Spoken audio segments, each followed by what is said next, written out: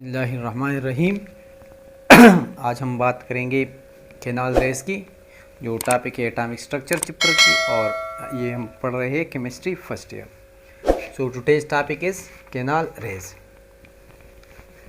इससे पहले हमने पढ़ा था कि कैथोड रेस जो पहले डिस्कवर हुए थे, उन्होंने एक डिस्चार्ज ट्यूब लिया था और साइंटिस्ट ने ये डिस्कवर किया कि अगर हम एक हाई पोटेंशियल अप्लाई करें through cathode and anode in discharge tube A low pressure, तो क्या होगा, हमारे पास कैथोड रेज वजूद में आएंगे। और फिर ये भी पता चला कि हमारे पास जो कैथोड रेज डिस्कवर हुए, बाद में इसको नाम दिया गया इलेक्ट्रॉन की। असल में ये हमारे पास क्या थे, इलेक्ट्रॉन्स थे, और इस पर हमारे पास चार्ज क्या है, नेगेटिव।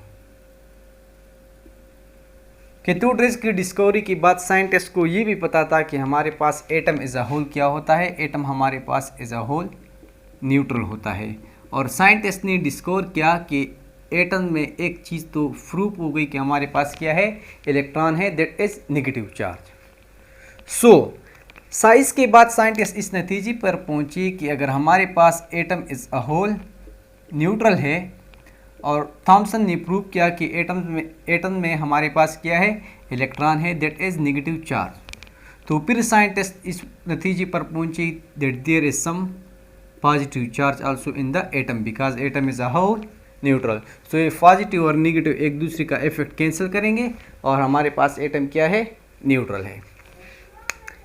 सो इसी आइडिया को मद्देनज़र रखते हुए एक ई गोल्डस्टीन साइंटिस्ट था हमारे पास, ई गोल्डस्टीन।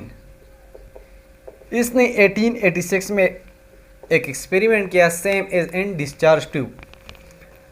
पर इसने क्या किया, इसने हमारे पास जो कैथोड था, इसने परफोरेटेड कैथोड लिया, मतलब इसमें इसने होल्स बनाए। Like suppose this was cathode, so इसी कैथोड को ई गोल्डस्टीन ने इसमें छोटे छोटे से होल बनाए। सो कैथोड पे हमारे पास चार्ज नेगेटिव होता है, एनोड पे हमारे पास पॉजिटिव होता है। अब हाई पोटेंशियल की वजह से, हाई वोल्टेज की वजह से और लो प्रेशर की वजह से क्या होता है, इस ये बीच में जो गैस या एटम्स होते हैं वो आयनाइज होते हैं। Like for example in this case अगर हम हाइड्रोजन ले लें, तो हाइड्रोजन से इलेक्ट्रॉन्स रिमूव हो जाते हैं और यही इलेक्ट्रॉन एनोड की तरफ आ जाते हैं, जिसको नाम दिया गया था cathode rays. At the same time इस एटम से जब नेगेटिव इलेक्ट्रॉन रिमूव हो जाते हैं, तो हमारे पास पॉजिटिव आयंस बनते हैं, और ये पॉजिटिव आयन कैथोड अट्रैक्ट करता है। सो जैसे ही ये पॉजिटिव आयन चलते हैं कैथोड की तरफ, सो ये कैथोड को हिट नहीं करते। क्यों हिट नहीं करते, क्योंकि ये कैथोड जो हमारे पास है, इसमें ये हमारे पास क्या था, परफोरेटेड था, मतलब इसमें होल्स थे। सो जैसे ही ये पॉजिटिव आयन यानी प्रोटॉन आता है, सो इस होल्स को पास करता है। सो इस साइंटिस्ट ने इसको कहा कि ये जो कैनाल यानी जो होल्स हैं हमारे पास, कैनाल या होल हैं हमारे पास, इस ये जो रेस थे या पॉजिटिव रेस थे या पॉजिटिव आयंस, ये आकर हमारे पास इस कैथोड कैनाल रेस को पास करते हैं। सो इसी रेस की वजह से इसको नाम दिया गया canal rays, canal rays. So what are canal rays? जैसी ही कि डिस्चार्ज ट्यूब में हमारे पास कैथोड रेज बन गई, एट द सेम टाइम हमारे पास कैनाल रेज भी बन गई, जो अट्रैक्ट करते हैं किस चीज़ को, कैथोड को, और ये जाकर कैथोड को हिट नहीं करते बल्कि इससे पास होते हैं। सो this was the discovery of canal raise. अब यहाँ पर एक पॉइंट है, पॉइंट ये है फॉर ईटा एंड इंडिकेट कि कैथोड रेज जो ऑलरेडी हमने पढ़े थे, इट इज इंडिपेंडेंट, मतलब ये डिपेंड नहीं करते ऑन गैस या मीडियम यूज़, मतलब जो मीडियम या गैस यूज़ करते हैं डिस्चार्ज ट्यूब में, वो कैथोड रेज इस पर डिपेंड नहीं करते, इंडिपेंडेंट होते हैं। क्यों? क्योंकि हर एटम का हमारे पास इलेक्ट्रॉन जो होता है वो सेम होता है। लाइक यहाँ पर अगर आप हाइड्रोजन ले लें या नाइट्रोजन ले लें, हर एक केस में जब ये आयोनाइज होता है तो इस पर पॉजिटिव चार्ज आएगा और इलेक्ट्रॉन रिमूव हो जाएंगे। सेम इज नाइट्रोजन पर चार्ज आएगा और इलेक्ट्रॉन प्रोड्यूस होंगे। ये इलेक्ट्रॉन हमारे पास एनोड, ये इलेक्ट्रॉन हमारे पास एनोड क्या करता है, अट्रैक्ट करता है और इस वजह से इसको हम कहते हैं कैथोड रेज। सो हर एटम का इलेक्ट्रॉन सेम होता है, मतलब इलेक्ट्रॉन अगर हाइड्रोजन से रिमूव हो जाए या नाइट्रोजन से, हर एक केस में हमारे पास इलेक्ट्रॉन सेम होता है। इसी वजह से कैथोड इंडिपेंडेंट होता है मीडियम में जो गैस यूज होता है उस पर। जबकि कैनाल रेज हमारे पास जो होती है ये डिपेंड करते हैं किस चीज़ पर? गैस पर। फॉर एग्जांपल आप हाइड्रोजन ले तो हाइड्रोजन में जो आयन है ये डिफरेंट है और नाइट्रोजन का जो आयन है ये हमारे पास क्या है? डिफरेंट है। इस कैनाल रेस को जो डिस्कवर हुए थे हाइड्रोजन के लिए, इसको पहले कहा गया कि ये हमारे पास क्या है? प्रोटॉन में, जबकि असल में ये हमारे पास क्या था? ये पॉजिटिव आयंस था। लेकिन इन केस ऑफ हाइड्रोजन ये हमारे पास क्या होता है? प्रोटॉन, इसका चार्ज प्रोटॉन के बराबर होता है। सो फर्दर जो एक्सप्लेनेशन आई कैनाल रेस की, फर्दर साइंटिस्ट ने प्रूव किया तो पता चला कि कैनाल रेस हमारे पास क्या है? प्रोटॉन है। अब इस कैनाल रेस की हमारे पास कुछ प्रॉपर्टीज़ है जो इम्पॉर्टेंट है। लाइक फॉर एग्जांपल इसकी भी हमारे पास मोमेंटम है because they have mass and velocities. Next जो पॉइंट है वो है कि canal raise move in straight direction like that of cathode rays. Next हमारे पास है ये जो इसकी जो E/M रेशियो है ये डिपेंड करती है किस चीज़ पे? Depend on gas use. ये डिपेंड करते हैं किस चीज़ पे? Gas use. क्यों डिपेंड करते हैं? क्योंकि यहाँ पर जो E/M रेशियो है मतलब चार्ज और मास, हर जब डिफरेंट गैसेस यूज़ होते हैं इसकी जो आयंस बनते हैं उसकी मास डिफरेंट होती है। इसी वजह से E/M रेशियो डिपेंड करती है हमारे पास गैस यूज़ पर। अब E/M रेशियो हमारे पास एक रेशियो है। सपोज दिस इज, मैंने इसको यहाँ पर क्या कहा? इसको मैंने वैल्यू दी y। सपोज पर हाइड्रोजन, लाइक हाइड्रोजन के लिए हमारे पास वैल्यू क्या आ गई? y आ गई। सो हाइड्रोजन गैस सारे एलिमेंट्स में हमारे पास लाइटेस्ट है, मतलब इसकी वेट हमारे पास क्या है? सबसे कम है। सो अगर ये m सबसे कम हो तो इस E/M रेशियो हमारे पास क्या होता है? सबसे ज़्यादा होंगी, क्योंकि डिनोमिनेटर जितना छोटा होता है वैल्यू इतनी बढ़ती है। So E/M ratio is high for hydrogen gas or hydrogen atoms. So hydrogen atom के लिए तब क्या होगा? E/M रेशियो हमारे पास क्या होगी? मैक्सिमम होगी। अब कैनाल रेस की डिस्कवरी की बात, जैसे ही कैनाल रेज मतलब प्रोटॉन डिस्कवर हुए तो इससे पहले ऑलरेडी हमारे पास कैथोड रेज हमारे पास क्या थी? कैथोड रेज जो इलेक्ट्रॉन थी वो डिस्कवर हो गई थी जिस पर नेगेटिव चार्ज होता है। बाद में कैनाल रेज भी डिस्कवर हो गई, मतलब दे हैव पॉजिटिव चार्ज। अब साइंटिस्ट को पता चल गया कि एटम में हमारे पास दो चीज़ें तो है, नेगेटिव एंड पॉजिटिव, इसकी वजह से एटम न्यूट्रल है। लेकिन फर्दर साइंटिस्ट ने ये एक्सप्लेन किया कि अगर हम इस इलेक्ट्रॉन और प्रोटॉन को ऐड कर ले एटम में तो ये जो साइज़ होता है ये हमारे पास इक्वल नहीं होता, और असल में ये एटम का जो साइज़ होता है, सारी जो वेट होती है, ये इलेक्ट्रॉन प्लस प्रोटॉन से ज़्यादा होती है। सो साइंटिस्ट इस नतीजे पर पहुंची that there is something massive in atom, कि हमारे पास कुछ न कुछ तो इस एटम में है क्योंकि इसकी वेट है। और उन्होंने ये भी कहा कि हमारे पास क्या है?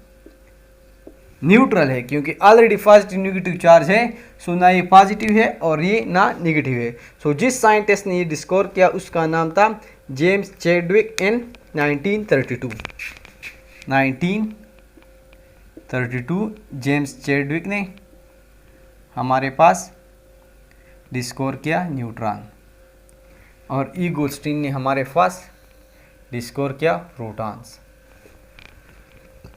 Now there are some properties of neutron जो एंट्री टेस्ट के लिए इम्पॉर्टेंट है और एग्ज़ाम के लिए भी इम्पॉर्टेंट है। अब हम वो लिखते हैं ना, या यहाँ पर लिखते हैं, वो भी वैसे भी वो थोड़ी सी है।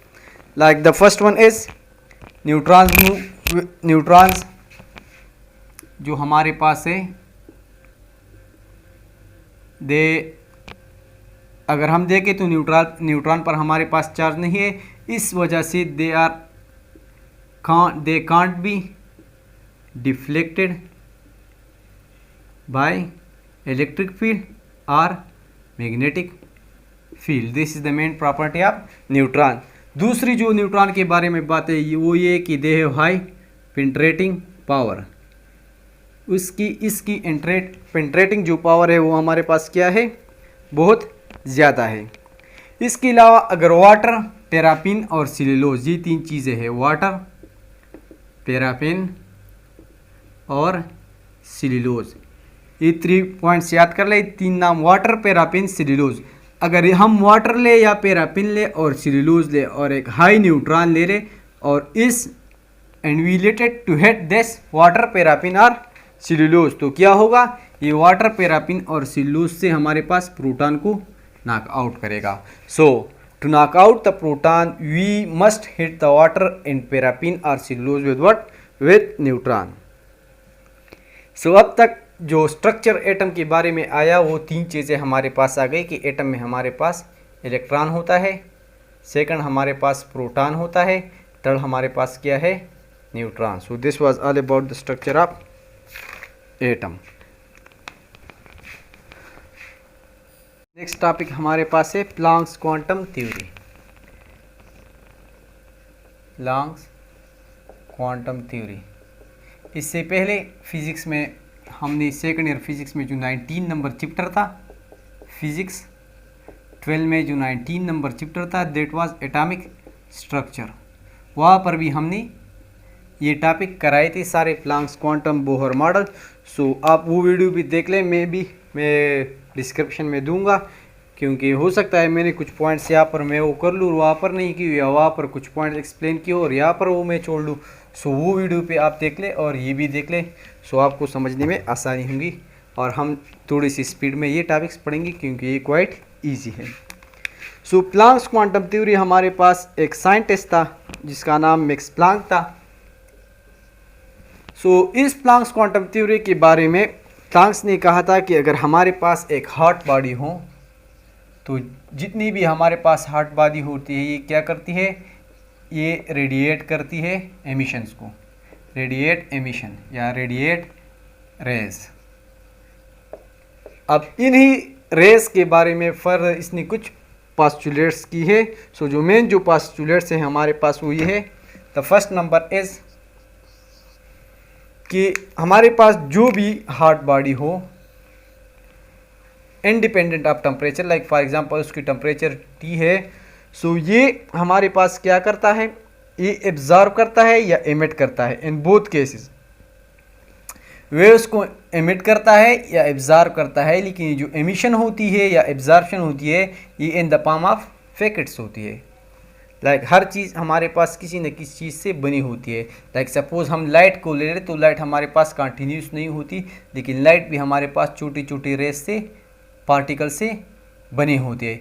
इसी तरह अगर कोई किसी चीज़ की हॉट बॉडी है वो रेस को एमिट कर रही है तो ऑलरेडी ज़हन में आती है कि ये रेस हमारे पास क्या होगी, in the form of packets होगी।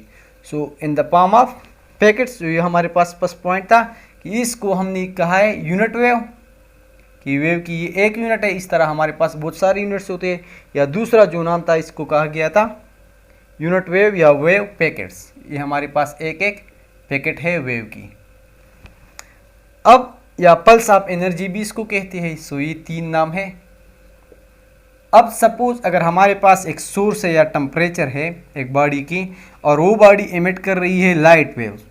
सो अगर ये वेव्स हमारे पास हो लाइट वेव्स, सो अब इसको हम वेव पार्टिकल या यूनिट वेव वेव पैकेट या यूनिट वेव या पल्स ऑफ एनर्जी की बजाय हम एक स्पेशल नाम कहते हैं, इसको हम कहेंगे फोटॉन।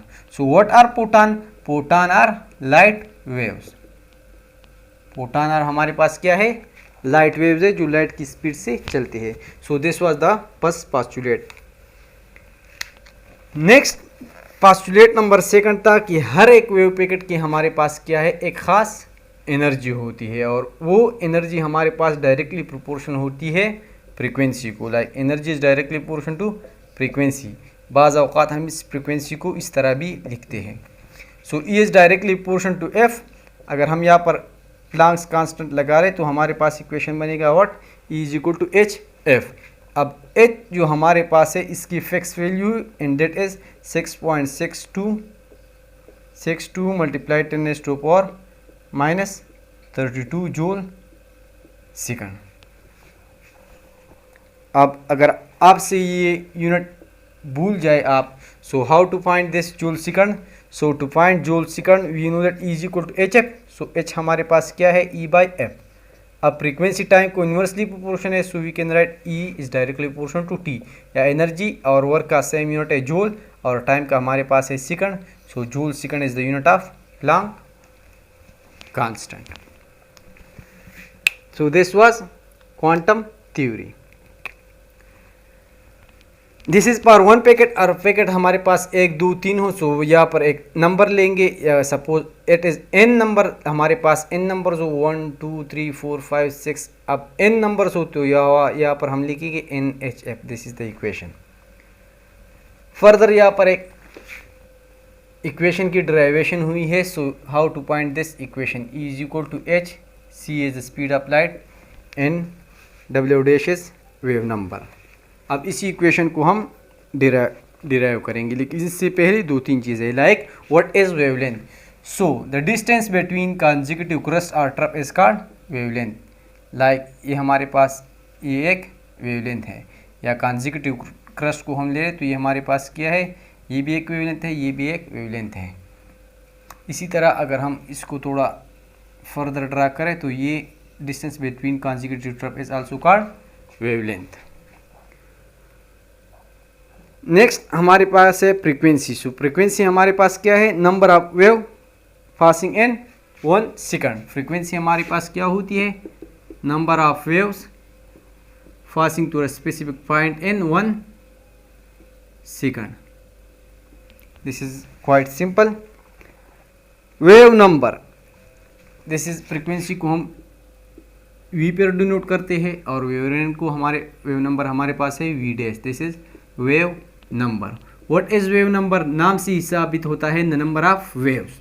अब कितनी वेव्स? सो हम लेंगे स्पेसिफिक वेव लेंथ। अब इस लेंथ में हमारे पास कितनी वेव्स आते हैं, इसको हम कहेंगे wave number. Like this is 1 2 3 4, यहाँ पर हमारे पास 4 वेव है, तो यहाँ पर वेव नंबर हमारे पास हो गया 4 वेव नंबर।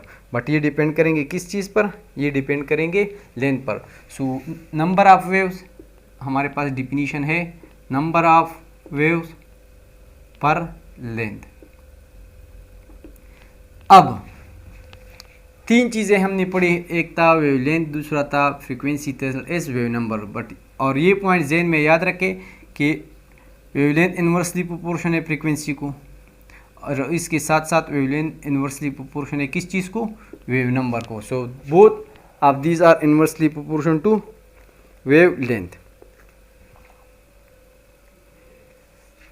अब फ्रीक्वेंसी ऑलरेडी हमारे पास, अगर हम इसको डिनोट कर ले एफ पे आसानी के लिए, फ्रीक्वेंसी और वेवलेंथ एक दूसरे को इन्वर्सली प्रोपोर्शन है। इस तरह भी हम लिख सकते हैं कि frequency is inversely proportion to wavelength. अब अगर हम कांस्टेंट लगा रहे हैं यहाँ पर, तो कांस्टेंट हमारे पास है c, that is the speed of light. So c is equal to F lambda, और in other case we can write v is equal to F lambda. So this is the relation between v and f। अब हमारा target क्या था? To find the relation between E is equal to EHCV। ये हमारे पास है v dash, so this is wave number. Find the relation between energy and wave number. So this is quite easy because we know that E is equal to HF।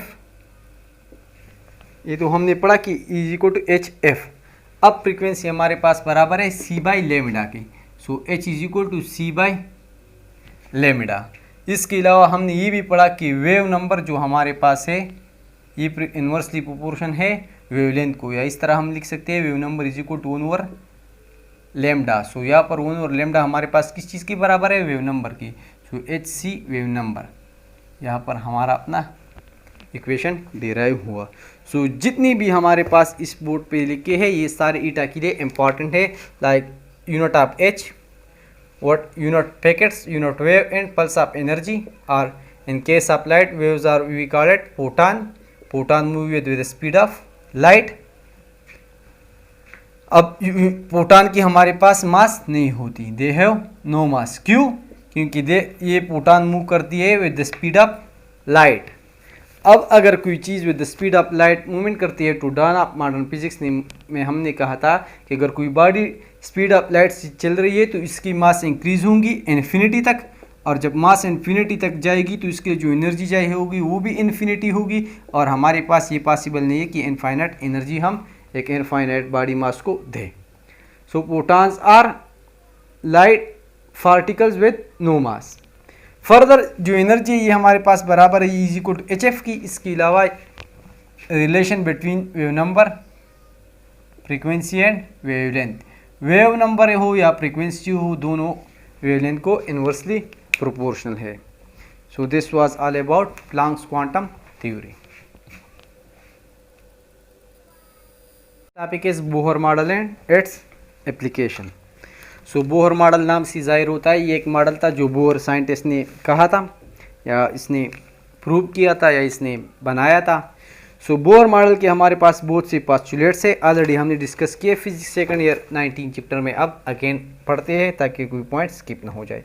So Bohr model के हमारे पास जो main postulate है, the first number ये है कि electron revolve करते हैं इन एटम इन फिक्स शेल्स और ऑर्बिट।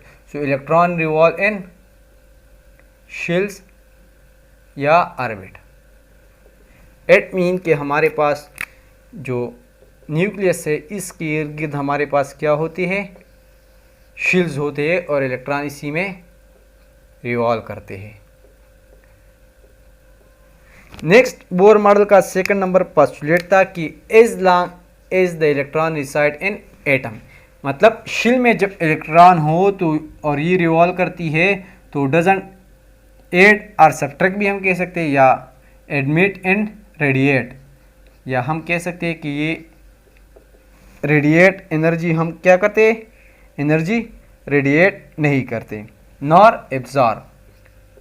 ये याद रखें कि इलेक्ट्रॉन जब रिवॉल्व करता है तो ना ये एनर्जी रेडिएट करता है ना एब्जॉर्ब करता है, नॉट रेडिएट और एब्जॉर्ब, ये साइन में यूज़ करता हूँ एनर्जी के लिए। नेक्स्ट थर्ड नंबर पोस्टुलेट जो है ये हमारे पास है कि हर शेल की हमारे पास एनर्जी होती है, like this was E1, E2, E3 and so on. So जब एक इलेक्ट्रॉन जंप करता है from one shell to another, so जो एनर्जी रिमूव होती है in the form of wave, so वो एनर्जी बराबर होती है डेल्टा E के। So delta E is equal to, for example E2 से A1 में आ गया, सो this is E2 minus E1, या E1 से E2 में आ जाए, so always the energy will be is equal to E2 minus E1, और हम इसको इस तरह लिख सकते हैं कि ये एनर्जी बराबर हुई कि हमारे पास E is equal to HF। Next हमारे पास जो फोर्थ नंबर पॉइंट है वो ये है कि एंगुलर मोमेंटम, जब ये इलेक्ट्रॉन रिवॉल्व करता है सो इसकी एंगुलर जो मोमेंटम होती है, सो एंगुलर मोमेंटम बराबर होती है linear momentum multiply by R, या इसको हम लिख सकते हैं mvr, ये बराबर होगी या इस मल्टीपल होगी h डिवाइड बाय 2 पाई। सो ये पॉइंट्स आप याद रखें, लाइक फॉर एग्जांपल ईटा में आती है कि डेल्टा ई किस चीज़ के बराबर होगा, इलेक्ट्रॉन एटम में हो तो एनर्जी एब्जॉर्ब या रिवॉल्व करेगा या नहीं, या इस तरह कह सकते हैं कि which one of the following angular momentum is not possible. So suppose हम h की बजाय n की बजाय 1 पुट कर ले तो ये हमारे पास आया h डिवाइड बाई 2 पाई, या अगर 2 लिख के तो 2h divide by 2 pi, so 2 cancel होगा h डिवाइड बाई 5, या अगर हम 3 लिखे तो 3h डिवाइड बाई 2 पाई, और इस तरह इन्होंने लिखा होगा लाइक फॉर एग्जांपल 1/2h पाई या 1/3h पाई। सो ये हमारे पास पॉसिबल नहीं है। एमसीक्यूज में आएंगे कि which one of the following is not possible, तो हमारे पास एंगुलर मोमेंटम हमेशा बराबर होता है किस चीज़ के, एंगुलर मोमेंटम हमारे पास होता है NH डिवाइड बाई 2 पाई, और हमारे पास n क्या होगा, नंबर होगा, इधर it will be 1 2 3 4 and so on. So याद रखें कि एंगुलर मोमेंटम बराबर होगा, it will be always multiple of h divide by 2 pi. अब फर्दर जो एप्लीकेशन है हमारे पास, the first thing is how to find the radius. So for hydrogen 2 things, हमारे पास 2 चीज़ें हैं जो हम फाइंड करेंगे, लाइक सो द फर्स्ट जो स्टेप है रेडियस को फाइंड करने के लिए वो है हम कोलम्बिक फोर्स और सेंट्रीपिटल फोर्स को हम क्या करेंगे, हम कंपेयर करेंगे। दोनों FC है, लेकिन एक है सेंट्रीपिटल फोर्स और दूसरा हमारे पास क्या है, एक है Coulombic force. So from centripetal force we know that FC is equal to mv² divide by r। अब कोलम्बिक फोर्स हमारे पास बराबर है K इज इक्वल टू, हमारे पास बराबर है कि हमारे पास कांस्टेंट होता है। So Coulombic force is the force between two charge. So एक इन दिस केस पर एटम, एक चार्ज हमारे पास क्या है, एक हमारे पास है इलेक्ट्रॉन दैट इज E, दूसरा हमारे अगेन कोलम्बिक फोर्स हमारे पास टू चार्ज के बीच होता है। एक चार्ज हमारे पास यहाँ पर इलेक्ट्रॉन है, दूसरा चार्ज हमारे पास प्रोटॉन है, जिसकी चार्ज भी क्या होती है, equal to rate of electron, लेकिन ये डिपेंड करते हैं कि हमारे पास कितने प्रोटॉन है। सो सेंट्रीपिटल फोर्स हमारे पास आ गया mv² डिवाइड बाई r, और कोलम्बिक फोर्स हमारे पास बराबर होता है K Z, ये हमारे पास प्रोटॉन्स की है, ये E इलेक्ट्रॉन की है, डिवाइड बाई r²। हमें चाहिए r, सो ये r² इस साइड पे रहेगा और ये दोनों कैंसिल हो जाएंगे, लाइक ये r कैंसिल होगा इस स्क्वायर से। सो वी विल गेट, इसको हमें चाहिए r, सो r को लेफ्ट पे लाएंगे, r is equal to K ZE 2 है, सो स्क्वायर हो जाएगा divide by mv²। This is, ये हमारे पास आ गया एक इक्वेशन फॉर रेडियस। नेक्स्ट हम इस K की वैल्यू रख सकते हैं, like K is equal to 1/4 pi epsilon naught. K हमारे पास वैल्यू हमने पुट की, ये आ गया ZE² डिवाइड बाई mv²। जहाँ पर भी हमारे पास एटम की बात हो रही हो, वहाँ पर इक्वेशन में V हो, तो हम इस V को रिप्लेस करेंगे, क्योंकि हम वेलोसिटी ऑफ इलेक्ट्रॉन आसानी से फाइंड नहीं कर सकती, क्योंकि वजह ये है कि एक तो एटम छोटा होता है, दूसरा एक इलेक्ट्रॉन हाई स्पीड से मूवमेंट करता है। सो इस V को हम रिप्लेस करेंगे किस चीज़ से, इससे। यहाँ पर अगर हम देखें तो हमारे पास है mur is equal to NH divide by 2 pi. So इस V को हम पुट करेंगे। सो यहाँ पर अगर हम देखें V हमारे पास आ गया NH divide by 2 pi mv, वहाँ पर स्क्वायर है, सो ये सारा हम स्क्वायर करेंगे, n² h² 2² 4 हो जाएगा, π² m² and r²। So putting the values we will get r is equal to ZE²। इस V की वैल्यू मैंने पुट की and I got 4 pi epsilon naught mv² क्या आ गया, n² h² divide by 4 π²। So divide को हम ऊपर multiply में लिख सकते हैं, 4 π² m² and r²। So r cancel with square, m cancel with this m, 4 pi cancel with 4 पाई, एक 5 रह गई और बाकी इक्वेशन। सो हम इस r को फाइंड करेंगे, ये हम इस साइड पर अकेला जोड़ लेंगे। सो अब ये r हमारे पास किस चीज़ बराबर हो गया है, ये इस साइड पे आएंगे तो ये हम ऊपर लिखेंगे, लाइक रह गई है n² h² और एप्सिलॉन नॉट।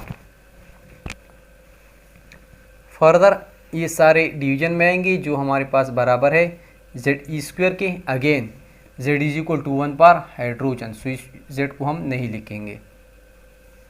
ZE², एक हमारे पास पाई है और एक m है। सो हमारे पास क्या आ गया, पाई me² Z। सो ये Z मैं अगेन लिखता हूँ, क्योंकि अगर हम हाइड्रोजन की बात यहाँ पर नहीं करें, हर एटम की करें। सो this is the equation number 3। ये हमारे पास सेकंड हो गया और ये हमारे पास थर्ड हो गया। अब यहाँ पर एक MCQs आता है जो 2 नंबर है। अगर हम 2 नंबर इक्वेशन को देख ले तो we got the relation between the radius and the velocity. So ETEA में आता है कि which one of the following equation is correct about radius and velocity. So this is possible option is r is directly proportional to r, inversely proportional to r, inversely proportional to the square। so ये याद रखें कि इस equation से साबित होता है कि r is inversely proportional to the square। so ये ऑप्शन ठीक है, बाकी जितने भी ऑप्शन गिवन हो वो गलत है। so ये आप ईटा के लिए ये याद रखें। so this is the important point for ETEA, the relation between radius and velocity। Next हमारे पास है this is the relation between radius and mass. अगर वो ऑप्शन दे कि which one of the following is correct, R is directly proportional to mass of electron, inversely proportional to mass, directly proportional to square, inversely proportional to the square. So ये याद रखें कि R is the inversely proportional to the mass, ये वाला correct है। बाकी सारे के सारे हमारे पास जो भी ऑप्शन गिवन होंगी वो गलत होंगी। सो ये भी याद रखें, क्योंकि ईटा 2019 में ये MCQs आया था कि अगर हम मास को डबल कर ले तो क्या होगा। सो अगर हम इस मास को डबल कर ले, ये हमारे पास 2 होगा, मतलब डिनोमिनेटर में हमारे पास 2 आएगा। सो रेडियस पर क्या असर पड़ेगा, रेडियस हमारे पास हाफ हो जाएगा। सो ये याद रखें कि what is the relation between mass and radius. Now for hydrogen बात करते हैं हाइड्रोजन की। So for hydrogen Z is equal to 1 और सारे हमारे पास n number of shell, H constant, epsilon naught constant, E constant, pi constant. So हमारे पास आता है n²। और अगर इन सारी कांस्टेंट की बात कर ले तो हमारे पास आता है 0.529 angstrom. So this is for hydrogen the radius equation. Now for radius 1 first शिल की बात करें अगर हम, तो यहाँ पर आएगा 1² 1, सो 0.529 एंगस्ट्रॉम। मतलब अगर ये हमारे पास न्यूक्लियस है तो ये हमारे पास जो फर्स्ट शिल है ये हमारे पास कितना दूर है न्यूक्लियस से, दिस डिस्टेंस इज 0.529 एंगस्ट्रॉम। अगर हम रेडियस 2 की बात कर ले, सेकंड रेडियस की, तो यहाँ पर आएगा 2, 2 2 ज़ार 4। अब 4 को हम मल्टीप्लाई करें 0.5 की तो हमारे पास वैल्यू आएगी 2 समथिंग, क्योंकि 0.5 को 4 से मल्टीप्लाई करें तो हमारे पास आता है 4। सो सब 2 सारी, सो मैंने लिख दिया फॉर आसानी के लिए 2 एंगस्ट्रॉम। सो हमारे पास 0.5 था, सो ये 1 हो गया 1.52। सो this is the R2, this was R1 and this is R2, that is 2 angstrom. यहाँ से हम फाइंड कर सकते हैं what is the distance between R1 and R2। Radius की जो बीचों फासला है वो हमारे पास आएगा 1.5 एंगस्ट्रॉम। नेक्स्ट अगर हम बात कर ले थर्ड रेडियस की, तो 3 आएगा, 3² 9, 9 0.5 9 आएगा और 9 को हम मल्टीप्लाई करेंगे 0.5, 9 पंजी 45 45। सो दिस इज 4.5। सो हमारे पास 2 था, सो ये 4, ये 4.5। सो दिस इज 4.5। अब स्ट्रक्चर ड्रा करने की ज़रूरत नहीं थी। क्यों मैंने इस वजह से ड्रा की, क्योंकि आपको पता लग सकता है कि जितना रेडियस नंबर इंक्रीज हो रहा है इतना इसकी डिस्टेंस इंक्रीज हो रही है। मतलब अगर एक 0.5 है तो दूसरा 1 नहीं है, जिस तरह लोग बुक में ड्रा करते हैं कि दिस इज फर्स्ट शिल, this is second, this is third, this is fourth, this is totally wrong. असली जो स्ट्रक्चर है वो इस तरह है, the first one is 0.5 second, जितना नंबर इंक्रीज होगा मतलब दूसरा यहाँ पर नहीं होगा लेकिन इससे भी आगे होगा। So this is the radius. अब जितना आप ऊपर जाएंगे जो एंटर रेडियल डिस्टेंसेस है, मतलब जितने इलेक्ट्रॉन्स की शिल की डिस्टेंस है वो उतनी बढ़ रही है। सो आप ये याद रखें कि consecutive radial distance increases with time, increase with number of radius. ये याद रखें कि डेल्टा एल डेल्टा आर जो रेडियस की कंसेक्यूटिव डिस्टेंस है it increases as we move away from nucleus। इसी तरह आप R3 पॉइंट कर सकते हैं, that is 4.5 and so on. और n हमारे पास बराबर है n² multiply 0.529 angstrom. So this was the first application जिस जहाँ से हम फाइंड करते हैं रेडियस। सो रेडियस में अगेन रेडियस में ये इक्वेशन भी याद कर लें, this is the basic equation. Next equation जिसमें हमारे पास वेलोसिटी आती है ये भी याद कर रहे हैं, क्योंकि इस इक्वेशन से हम फाइंड करते हैं what is the relation between radius and velocity. Again जो फाइनल इक्वेशन है वहाँ पर आता है मास। सो दिस इज ये इक्वेशन भी आप याद कर लें। नेक्स्ट हमारे पास है इस इक्वेशन को आप याद कर लें, डिराइवेशन को छोड़ सकते हैं लेकिन आप अगर नहीं कर सकते तो अलग बात है, लेकिन आसान बात यह है कि अगर आपको याद हो कि मैं कौन सी चीज़ कंपेयर करूंगा, मतलब हमको कंपेयर करना है सेंट्रीपिटल फोर्स और कूलम्बिक फोर्स। सो जिस ये 2 पॉइंट्स आपको याद हो, सो 4 स्टेप्स में आप ईटा में डिराइव कर सकते हैं। सो इस पर इतना प्रैक्टिस करें कि आप ईटा में आसानी से डिराइव कर सके and you will find the relation between radius and velocity, radius and mass. So this was the first application for eta. Next जो है वो हम फाइंड करेंगे एनर्जी। नाउ फर्स्ट एप्लीकेशन हमारे पास था to find the radius of other atom या hydrogen. अब सेकंड जो एप्लीकेशन है बोर मॉडल का वो है to find the energy. So total energy of electron हमारे पास किस चीज़ की बराबर होता है? बराबर होता है potential energy plus kinetic energy. अगर आपको ये इक्वेशन याद हो तो फिर आपको दूसरे फार्मूले रटने की ज़रूरत नहीं है, क्योंकि यहाँ से आप डिराइव कर सकते हैं। लेकिन 2-3 पॉइंट्स है कि वो आपको याद रखने हैं। वो क्या है अब हम पढ़ेंगे वो। लाइक काइनेटिक एनर्जी ऑलरेडी हमको पता है बराबर होती है mv² r की। फिजिक्स या केमिस्ट्री में जहाँ पर पोटेंशियल एनर्जी की बात आती है उसको हम रिप्लेस करेंगे वर्क पर। अब हम इलेक्ट्रॉन पर वर्क करेंगे, so that's why we will write this W as minus W। आसानी के लिए हम इस तरह भी लिख सकते हैं कि काइनेटिक एनर्जी हम पहले लिख के और हम इस W को बाद में लिख के। सो this is the first step. अब W हमारे पास बराबर होता है किस चीज़ की? W बराबर होता है W is equal to FD। ये फोर्स हम क्या लिखेंगे? So the force that we will use in total energy is Coulombic force. Coulombic force.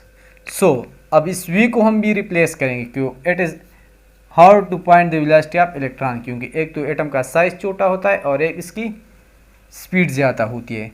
So we know that mvr is equal to nh divide by 2 pi. ये already हमने कहा था कि angular momentum हमारे पास क्या होता है? nh 2 पाई के बराबर होता है।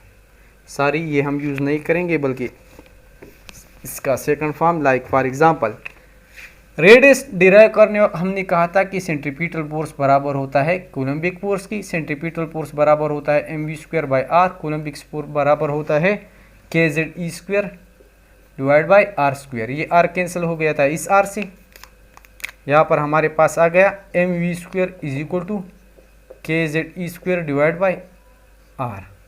So this is the mv²। इस mv² के बजाय हम ये लिखेंगे। नेक्स्ट ये फोर्स है हमारे पास, वो क्या है? Coulombic force. So half mv² is equal to minus FD। F हमारे पास क्या है? Coulombic force, that is kZe² divide by r², और D को हम रिप्लेस करेंगे r से। सो आप FR भी लिख सकते हैं, W is equal to RF। So ये R इस R से कैंसिल हो जाएगा। So we will get kZe² divide by r। अब इस वैल्यू पुट करने का वक्त आ गया। यहाँ पर भी हम ये वैल्यू लिख सकते थे, लेकिन कैलकुलेशन फिर थोड़ी हार्ड लगेगी या अच्छा दिखाई नहीं देगा, इसलिए वजह से आप बाद में रखें। लाइक यहाँ पर आ गया हाफ mv² के बजाय मैंने लिखा kZe² divide by r minus kZe² divide by r। अब अगर हम देख ले तो यहाँ पर भी है kZe² divide by r, kZe² divide by r। इसका मतलब ये है कि हमारे पास है हाफ x माइनस x या 0.5x माइनस x। सो इससे आता है माइनस 0.5x या माइनस 1.2x। मतलब अगर हाफ से फुल को माइनस करेंगे तो हमारे पास आंसर हाफ आता है, लेकिन नेगेटिव। सो हमारे पास आ गया half kZe² divide by r। So this is the equation for energy, जो बराबर है हमारे पास half kZe² divide by r। Next k की वैल्यू हमको पता है कि वो बराबर है minus 4 pi epsilon naught. Like इस k की वजह से हम 4 पाई एप्सिलॉन नॉट भी लिख सकते हैं। So 4 multiply by 2 is equal to 8। तो यहाँ पर आएगा 8, ऊपर हमारे पास क्या है? Ze² divide by 8 pi r भी है और epsilon not. So this is the equation for total energy for initial. So initial के लिए हम इसको n लिखेंगे, फॉर फर्स्ट के लिए 1 होगा, 2 के लिए सेकंड होगा, एंड सो ऑन। अब हमारे पास यहाँ पर क्या है? कहीं पर हमने छोटी सी मिस्टेक की, क्योंकि यहाँ पर m मिसिंग है। सारे बिल्कुल सही है। अब यहाँ पर हम r की वैल्यू पुट करेंगे। सो r की वैल्यू ऑलरेडी हमको पता है कि r is equal to n² h² epsilon naught pi ZMe² pi ZMe²। This is the value of r। So यहाँ पर हम आर की वैल्यू पुट करेंगे। So E N is equal to minus Z E square divide by 8 pi epsilon naught R. R के बजाय हम लिखेंगे N square H square epsilon naught divide by pi Z M E square. सो हम इसको ऊपर लिखेंगे पाई Z M E square. सो पाई हमारे पास है पाई, जेड एक ये है एक ही है, सो जेड स्क्वायर, एम एक ही है E square, so E to the power 4 divide by 8। Pi cancel हो गई सारी, सो ये पाई कैंसिल हो गई। एप्सिलॉन नॉट एक ही है सो स्क्वायर और N H square. So this is the final relation for energy of initial for any atom. अगर हम हाइड्रोजन की बात करेंगे, so for hydrogen E N will be equal to ये जेड 1 हो जाएगा और एन के अलावा हमारे पास हर कोई क्या है कांस्टेंट है। लाइक हम लिख सकते हैं 1 ओवर एन स्क्वायर, अंदर रह जाएगा M E 4 divide by epsilon naught square H square. So ये हमारे पास कांस्टेंट है। अगर हम इस कांस्टेंट की वैल्यू पुट कर लें तो पुट करने के बाद जो वैल्यू आती है वो हमारे पास है -2.18 मल्टीप्लाई 10⁴ -18 जूल पर एटम। अगर हम इस वैल्यू को कन्वर्ट करते हैं in kilo joule per mole, so 1 over N square, so in that case आएगा 13/12 -1312 kilo joule per mole. So this is the equation for En.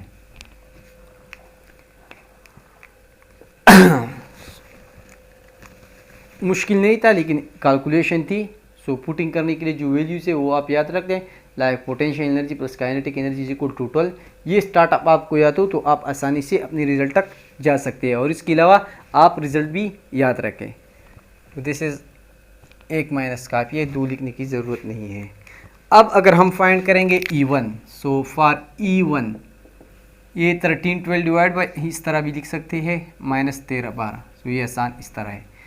For E1 ये 1 हो जाएगा 1 square, so anything divide by 1 is equal to itself, so 1312 kilo joule per mole.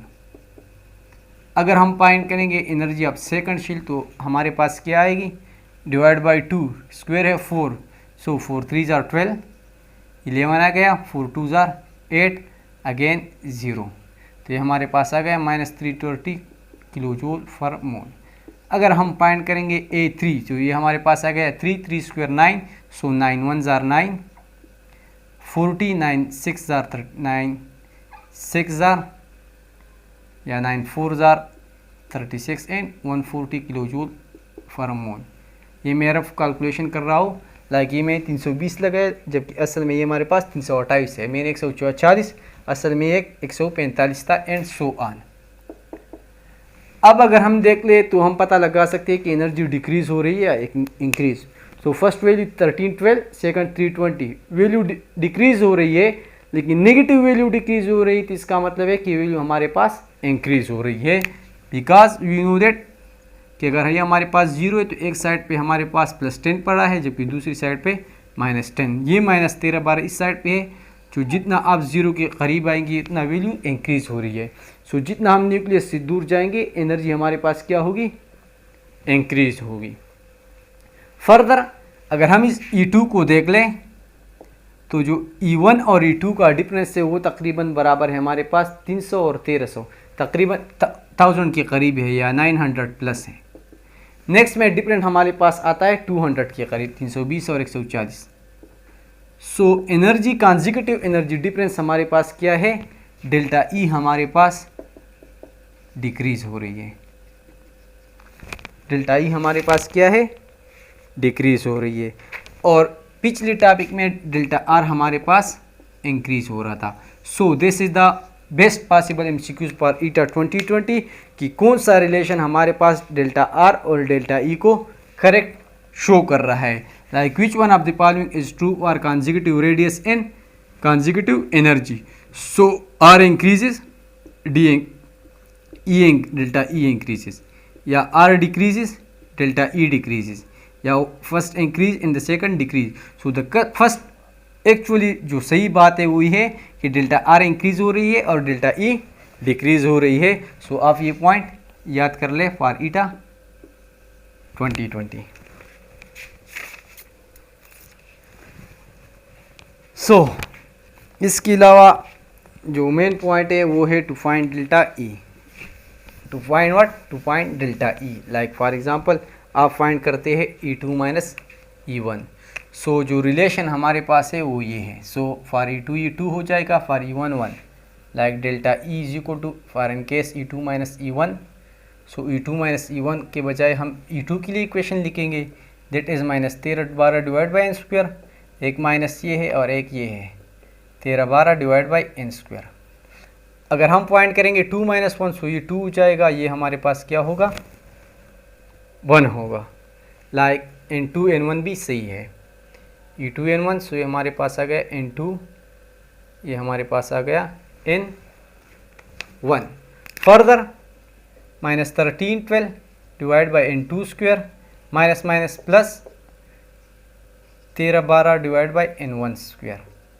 So positive number पहले लिखते हैं, 13/12 divide by N1 square minus 13/12 divide by N2 square.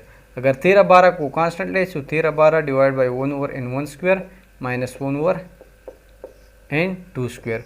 So this is the relation to find delta E. Suppose अगर आप ये equation ईटा में भूल जाए, that what was the equation? पहले हम दिस वाज एटम, ये इक्वेशन N1 शेल, ये हमारे पास N2। So 13/12 divide by N1 square minus N2। अगर आप ये भूल जाए कि पहले N1 था या N2, ऑलरेडी हमको पता है कि पहले 1 आता है, सो इजी।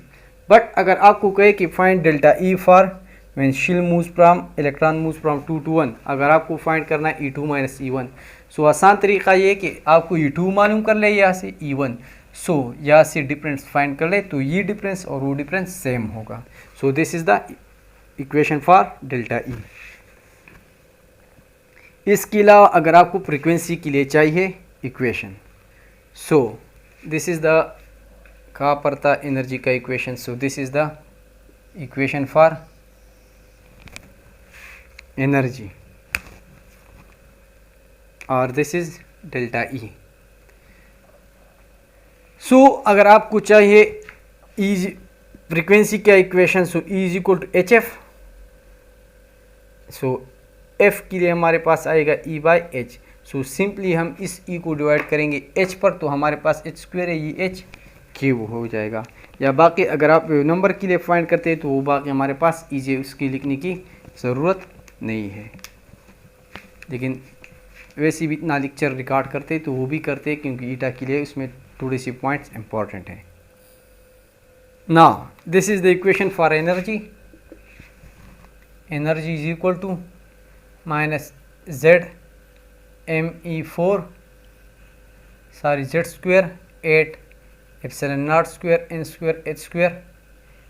अगर हम फाइंड करेंगे delta E, so in that case हमारे पास आएगा minus Z N2 square minus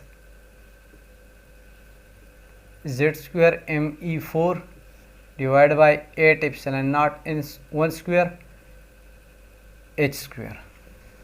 तो यहाँ पर हमारे पास सारे सेम है, सिर्फ N1 डिफरेंट है। सो हम अगर कांस्टेंट ले या माइनस माइनस प्लस हो जाएगा। सो अगर हम कांस्टेंट ले Z square ME4 divide by 8 epsilon naught square H square, so हमारे पास रह जाएगा minus 1/N1 square N2 square sorry minus 1/N1 square. या इसको अगर हम इस तरह भी लिख सकते हैं 1/N1 square minus 1/N2 square. और हमारे पास एफ जेड पर hydrogen Z is equal to 1, equation आ गया ME4 divide by 8 epsilon naught square H square. So this is the equation for delta E. अब अगर आपको चाहिए the equation for frequency, so we know that delta E is equal to H F, frequency is equal to delta E by H. So this was delta E. अगर हम इसको F पर divide करें H पर सारी, तो हमारे पास इक्वेशन आएगा फ्रीक्वेंसी के लिए। सो ME4 divide by 8 epsilon naught square, यहाँ पर एच स्क्वायर था और एक दूसरा एच आ गया, सो हमारे पास H cube divided by 1 over n1 square minus 1 over n2 square. So this is the equation for frequency, or this was the equation for change in energy. Next अगर हम find करेंगे equation for wave number. Now to find the equation for wave number, so पहले तो find करते हैं कि wave number का frequency से क्या ताल्लुक़ है. ऑलरेडी हमने पढ़ा है like we know that v is equal to F lambda और c is equal to F lambda हमारे पास था. Further we know that wavelength is inversely proportional to wave number, so c is equal to F over wave number, या अगर हम wave number को find कर लेंगे so wave number is equal to F divide by C. So frequency का जो भी equation है, लाइक इन दिस केस हमारे पास फ्रीक्वेंसी का ये इक्वेशन था, अगर हम इस फ्रीक्वेंसी को सी पर डिवाइड करें तो वेव नंबर आएगा. So wave number is equal to me4 divide by 8 epsilon naught square h cube, और सिर्फ सी पर डिवाइड करेंगे तो हमारे पास आएगा equation for wave number. Next अगर इस वेव नंबर में जो सारे नंबर है like mass, charge, 8 epsilon naught square और c, ये सारी कांस्टेंट है. अगर इस सारे कांस्टेंट को की वैल्यू है 1.097 मल्टीप्लाई 10⁻⁴